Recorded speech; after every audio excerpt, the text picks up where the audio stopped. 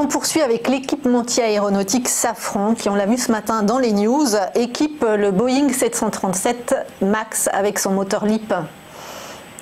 Exactement.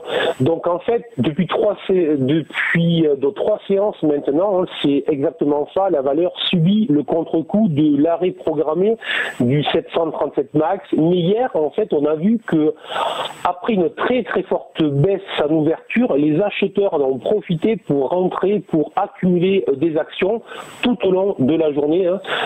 Donc ça, c'est souvent un premier signal que oui, c'est vrai que sur le plan fondamental, économique, il y a des soucis avec Boeing.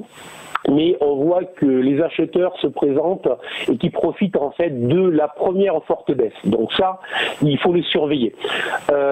Ensuite, justement, sur le plan économique, il ne faudrait pas avoir une très courte vue en se disant qu'il y a des soucis avec Boeing, car si on a une vue avec un plan donc plus large, on peut aussi se dire que les soucis de Boeing vont être compensés par des commandes à venir avec Airbus, et comme Safran est aussi évidemment le fournisseur de Airbus, peut-être que ce qui va perdre du côté des Américains, il va le retrouver avec les Européens. Donc attention là aussi à surveiller.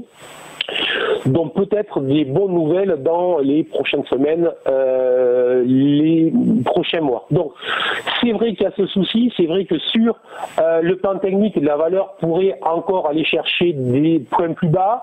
Pour moi, ce que je conseille là aussi, c'est un petit peu comme avec L'Oréal, on ne se précipite pas, mais on va surveiller des replis sur la valeur pour rentrer à l'achat, puisque pour le moment, la tendance de long terme qui est très haussière n'est absolument pas remise en question, et on va surveiller sur les prochaines séances le niveau des 130, 132 qui pourrait être un niveau très intéressant. Alors on ne rentrera pas comme ça en fait à la volée, on va surveiller ce niveau et on rentrera si jamais nous avions à ce moment-là sur ces niveaux-là des volumes qui augmentent ou donc des chandeliers, des signaux.